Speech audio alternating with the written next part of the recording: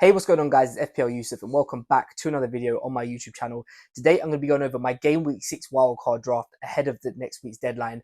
I'm going to be getting into what I would personally be building if I had my wildcard still, because I know this week's going to be quite a big one for a lot of people who want to use that wildcard. So yeah, I'm going to have two drafts in this video. One is going to be around a triple Arsenal defense, and the other one is going to be for a triple Arsenal attack. So it's kind of sort of switched up this week, but mainly focused around the Arsenal assets. So without further ado, let's get into the video.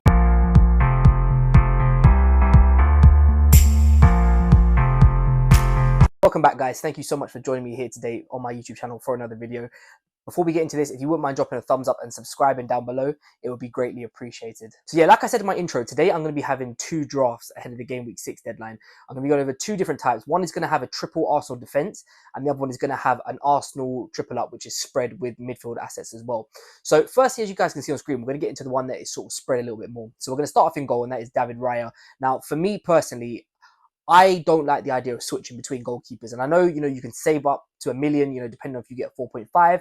I just think for me, he's set and forget. You'll leave him in goal literally for the rest of the year, despite who they're playing. Arsenal are that good that they genuinely can keep clean sheets against anyone. And for me, I just think right now he probably is, the most informed keeper in the league. He's doing well for points, so he's justifying his price tag. And like I said, it's just one less headache to have to worry about. You just leave him in goal, and he's going to play every game for Arsenal, providing he doesn't get injured. Arsenal have obviously got the best defense in the league, so they've probably got a high chance of getting clean sheets. So yeah, for me, this year kind of breaks the rule of like not spending big on a keeper. I think this year, premium goalkeepers are probably worth it, and I think David Raya for me is top of that list.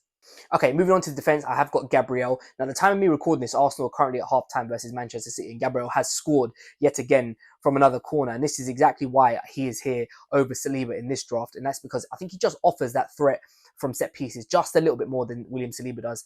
He obviously has the same benefits as David Raya in terms of the clean sheets and just how good Arsenal are defensively, but he offers that goal threat, and when he scores, he always usually ends up getting big bonus points, and it's usually with the clean sheet. So yeah, for me, Gabriel just going straight into this team as well. Torres, now he's an interesting one. For me personally, this could be any Aston Villa defender. I think after watching their game yesterday, I'd probably go for Ezri Konsa if I was you guys. They're the same price. I think Konsa just has that little bit more goal threat as we saw from yesterday. And to be honest with you, Pau Torres, I owned him last season for periods, and he never did anything for me. You'd be lucky if you even got a clean sheet. I think that's one thing that kind of goes under the radar. And obviously with Aston Villa's run, a lot of people have been predicting them to get clean sheets, and I think he's worthy of being there 100%. And any Aston Villa defender is worthy of being in a wildcard draft team just because of the fixtures Aston Villa do have. But I would also dampen expectations with them because I don't think they're as good defensively as what people seem to believe they are. So yeah, for me, he's in there as a 4.5, but it could literally be anyone from that Villa defense. Moving on to the third defender in this team, and that is Ole Aina. Now, for me, I like Nottingham Forest defensively. They've had a 2-2 draw today with Brighton, so it wasn't the greatest game. But the big thing for me was that Alex Moreno got hooked at half time, so there was always a debate between them two.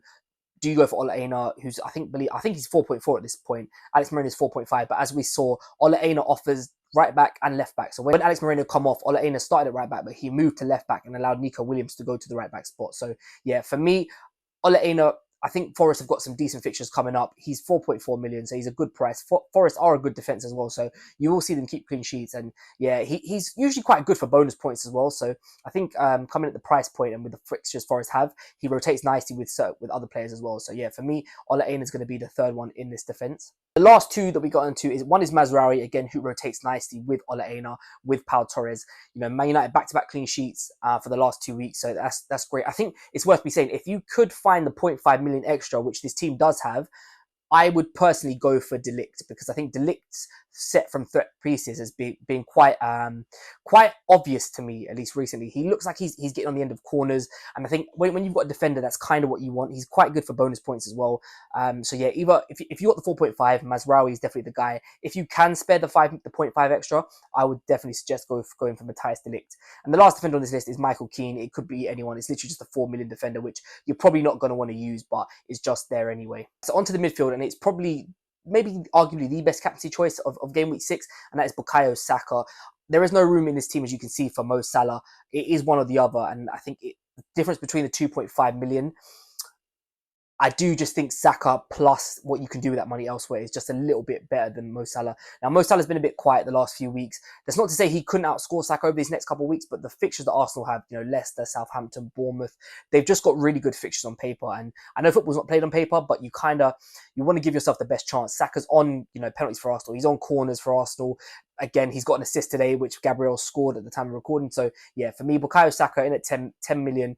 Probably going to get a price rise before the game week 6 deadline. So yeah, if you haven't got him and you're wildcarding, definitely bring him in. He's coupled up with Brian Mbeumo. Now, I did speak briefly about Mbeumo last week and my thoughts around him. Was he going to be as good with Johan Wissa? Now, he did score against Spurs. Granted, it was in the first minute and it was an exceptional volley, which I must say he took very well. But I think going forward, Brentford's fixtures are good enough that he can still make an impact in their team. He's on penalties, always going to play 90 minutes, especially now that Vissa's out. There is a possibility that he does play through the middle as Brentford's main number 9. So yeah, for me, at the price point that he's at, had a price rise last night, so he's gone up to 7.2 now, which I did actually make my transfer for Diogo Jota, but I'm going to get onto that in my transfer target video tomorrow, hopefully. I do like Brian Mbeumo, and I think the upside that he offers, he's going to be Brentford's talisman for the next couple of months with Vissa being out. So yeah, everything is going to go through for him. He's on penalties, some set pieces as well, it's worth saying. So yeah, I do like Brian Mbeumo, and that's why he's in this. Now, Jarrod Bowen and Eze, these two are debatable. When I was building this team, I actually didn't see a lot of options in the midfield, surprisingly. There wasn't really many that were standing out to me as like, wow, these are amazing. So I've gone for both of them. Now, Eze, we thought he was on penalties. Mateta obviously took the last one, but Mateta did get subbed at halftime in their game on the weekend against Manchester United. So obviously, if he's not on the pitch, then Eze will be taking them. Eze's on set pieces. I do think Eze will take over in the next coming weeks. Palace have got a mixed bag of fixtures. They've got some good ones in there, some maybe not so good ones, but I do think Eze will come good. He wasn't somebody that I was massive on before the start of the season, but I just think with the way Palace they are slowly improving. They haven't been great by any stretch of the imagination, but they had chances against Man United. Eze probably should have scored actually in that game if it wasn't for Onana brilliant save. So there really isn't too many options that I'd be looking at. So for me, Eze is going to stay in there. He's almost like Crystal Palace's talisman. So yeah, for me, I do think his minutes are secure. When Mateta's not on the pitch, he will have penalties. He's on some set pieces, so he's got a few routes to point. Last midfielder on this list. The fourth midfielder on this list is Jarrod Bowen. Now, West Ham have been very, very poor this season, and I've been very disappointed with them. With the attacking talent they've got, I thought that they would be, giving teams more of a go, but Chelsea absolutely just dispatched them on the weekend, beating 3-0. Bowen was playing number 9, it is worth saying, so I do like that for him and his position. Obviously, if you can get your midfielder in striker, then that's great, but yeah, if Jarrod Bowen, even if he moves to the right, I do like him as a pick. I do think, West Ham's fixtures are starting to swing now, so they should have a few more easier games where maybe Jarrod Bowen can affect it a little bit more. But it's the same thing as Eze. There really isn't a massive amount of midfielders to choose from. So I like him at the price point. He's got room to move, if you want to go up a little bit to maybe like, an Odegaard or a Bruno Fernandes. Obviously, Odegaard's injured right now, but he's also got room to move down as well. So, yeah, I do like him. He's priced sort of in the middle, and, you have multiple routes to other players as well. Last player in this draft is Antoine Semenyo. He is only in here, it's worth me saying, for the next 2 weeks. Obviously, Southampton, I think they play Leicester, I believe, or someone else, but he's got 2 good home fixtures. I do like him. Bournemouth, I think, will do okay this season. I think they'll tick over nicely. I think he will tick over nicely as well. And yeah, he may well be on penalties now. Evan Nilsson missed their penalty last time, so I think there's been a little bit of a debate about who's going to be taking penalties. If Justin Kluivert's on the pitch, I'd imagine it would be him. But if he's not, then there is a chance that Semenyo could take it. But he's someone that you're going to want to chop and change depending on what the fixture's looking like. Okay, so on to the forwards now. Erling Haaland, of course, is going to be in there. Just the best striker in the league, the best player in FPL. He's going to be in there. We won't go too much into him. Dominic Calvert-Lewin didn't have the greatest game against Leicester. Maybe could have had a goal on another day, but he's somebody that you're going to rotate in and out with depending on what fixture your defenders and midfielders have. But B, I like him. He's a nice cheap option. He's Everton's main man. He's going to play 90 minutes. He's on penalties, so there's a lot of penalty takers in this team, as you guys can sort of gather from. And yeah, I just think he will tick over nicely, so I haven't really got too much worry about him. And the last striker that I've got in this team is Dominic Solanke. Now, he's someone in the next upcoming fixtures I'm hoping is going to start to kick on from an FPL point of view. Obviously, I'm an Arsenal fan, so I don't really want a Spurs asset to be doing well. However, I do think at the price point he's at, he's got his first goal now. I think that was the big thing for him. £65 million move. He came in very expensive, but has now got his goal. And I do think for him, it's just a weight off the mind. And I do expect him to sort of push on and push through. So yeah, this is the team that I've got currently with the 3 Arsenal players, but Saka in the midfield. Time of recording it, will have 1.7 million left in the bank, so you've got a lot of wiggle room there to change. You know, if you want to switch to maybe, you know, upgrading someone to Trent, maybe downgrading a Bowen or Eze and then moving a defender up to Trent, that's obviously a possibility too. So there's rooms here to move around with, but as of right now, this would be the main wildcard draft that I would be saying to you guys. If you're looking, I would be building something around this sort of template. Okay, now as I was saying, this is my second wildcard draft, and this one is a little bit different. I'm not going to spend too long talking about it because there's a lot of players who are the same. So what I'm going to start off by talking about is the Arsenal defence. Now, as you can see, I've got a triple up. I've got Saliba, Gabriel, and Raya. Now, the big thing about this is, over the next few weeks, Arsenal have got good fixtures. Do we expect them to score goals? Yes. Do we expect them to keep clean sheets? Also, yes. My biggest reason about doing this, about having this one of the triple up of Arsenal's defence is, for Bukayo Saka, also Kai Havertz. Now, the reason why I didn't include Kai Havertz in either of these drafts is because I'm not sure, with obviously Odegaard being out injured, Havertz is sort of playing in like a number 8, sort of interchanging with Trossard. So I'm not actually sure whether he's going to be started. Either way, I think with the Arsenal assets, the question that I'm asking is, going forward over the next few weeks, Bukayo Saka has got, you know, Southampton, Leicester, Bournemouth. Salah's got Crystal Palace, Wolves, and I can't remember who his last one is, but he's got fixtures like that. Is there a world that Mo Salah could cover and outscore Bukayo Saka? Yes, but there's also a world that Bukayo Saka could outscore Mo Salah. That's also true. The thing for me is, I think there's certain players out there that can cover the Arsenal attack, right? They can score the same amount of points, if not, you know, dead on, maybe a little bit more, maybe a little bit less, but they can sort of range where the Arsenal attack are going. I don't think there's another defence out there. This includes Man City. I don't think there's another defence out there that can keep up with Arsenal's defence, especially for these coming fixtures. You know, Liverpool started off the season very well defensively. They are going away to Crystal Palace, which is going to be a difficult game. Wolves away, as we saw, you know, they scored against Aston Villa, which, you know, probably wasn't expected, but they did. I just think Arsenal have got higher clean sheet odds over the next 3. I don't think it would surprise anyone if Arsenal kept 3 clean sheets in the next 3 games. So for me, it's a little bit different. But from what I've seen over the last few weeks, especially with my midfield and attack, we've had players where you've almost expected them to get returns have been blanking. There's been a lot of 1s, a lot of 2s, and a lot of 3s. My thing is that if you have a defence that you know for more often than not is going to end up getting you a clean sheet, with also an opportunity to attack from corners as well, and which is because of how good Arsenal are, you know, Gabriel, Saliba, there's always a chance of them getting a goal.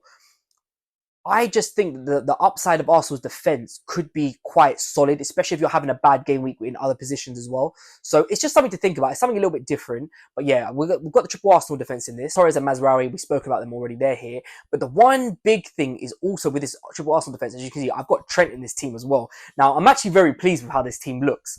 You know, defensively, you've got a back 3 there, which are going to play every single week. The keeper's going to play every single week, so that's no headaches for you. The only thing you have to chop and change is the 2 midfielders, the cheaper midfielders, Smith Rowe and Rodgers, who we're going to come on to, for the likes of Mazraoui and Pau Torres or Konsa, depending on what fixtures they've got. So I really like this defence. I think it's solid. You've got hardly any headaches with those 4 on screen now. So yeah, we're going to move on to the midfield. Ian Semenyo, we won't go over. We've spoken about them. This team has got Mo Salah in it. It has got Mo Salah in it. Now, like I said, Bukayo Saka obviously is probably the favourite to score more points. He's playing against the worst opposition. Arsenal going to be at home for some of those games. Crystal Palace are going on the road for Palace. They're going on the road to Wolves. So a little bit harder. But that's not to say Mo Salah can't get points. You know, we know how good he is. We know that Salah could just go through games looking disinterested and then rock up with a 10, 12-point haul, because that's what he does. Gets the penalty, gets the bonus points. It's just what he does. So we've got him in there, and I think there's an argument to be made for him as captain next week, you know, versus Haaland. Obviously, if you don't have Saka, it's going to be between Haaland or Salah. I think there's an argument that you could make for him. You know, he's going to get 90 minutes. So I don't mind actually paying the extra 2.5 million in this case for him over Bukayo Saka. Now, the last 2 midfielders we've got are 2 cheap ones, and that's Morgan Rodgers and Smith Rowe, who both actually had very good weeks. You know, Smith Rowe, I think, got 9 this week, or 8. I can't remember what it was. And Morgan Rodgers, I think, got 8 as well. So, you know, both of them, yeah, I think the big thing with Morgan Rodgers is that he's passing the eye test every week, but there was no returns there. He has now got his returns, 2 assists.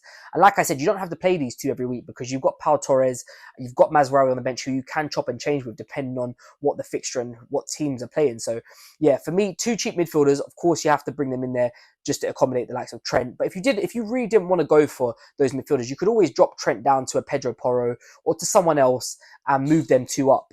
And then up front on this team, we've spoken about Haaland, we've spoken about Calvert-Lewin, so we've got them 2 in there. Danny Welbeck is on the bench. So again, this team's got a very strong bench, which, depending on what fixes you can go with, Danny Welbeck obviously scored today for Brighton. You know, I had him in my team. You can change this team as well. Now, there's no money left in the bank on this team, obviously, because, you know, you've got Trent, you've got Salah, you've got Haaland. But if you did want to change things around, you could always just drop Trent down to a Robertson. It frees up a mil that could move, Welbeck up to, Solanke near enough. If you've got the money in the bank, you can move somebody else down to make that move and switch. So there's different routes that you can move here. You could drop Trent down further to, like I said before, Pedro Porro, which would then definitely allow you to get Solanke from Danny Welbeck, which I don't mind that either. So there's definitely food for thought in this team. But I'm actually, the first team I showed you guys is probably the one I recommend, because it's more, unfortunately, it's more template, but it's more guaranteed, I suppose, for points ticking over. On this team is a lot of higher risk, but there is high reward with it as well. You're banking on Arsenal keeping clean sheets. If Arsenal concede, then your defense is looking a little bit. Your defense is struggling. Couple that with if Liverpool concede, then you're really struggling. But if both teams perform the way they should and Arsenal keep their clean sheets, you're laughing. And if Liverpool could perform the way they should, Trent could easily get a clean sheet with an attacking return. Salah could easily get on the score sheet. So this team is a bit higher risk, high reward. But if I was wildcarding personally, I would probably go with this one, if I'm being honest with you. So yeah, I just want to give you guys just some different alternative as opposed to just one template draft. So I hope you guys have enjoyed this comparison. If you have enjoyed this video, don't forget to drop a thumbs up and subscribe down below. I'm going to be back next week, obviously, with my transfer targets, which I'll talk about how game week 5 went on. I'll be going over my final team selection. I'll do another FPL challenge video. So we've got a lot more content coming this coming week. But like I said, thank you guys so much for watching this video. If you have enjoyed it, don't forget to drop a thumbs up and subscribe down below. I'll catch you guys next time.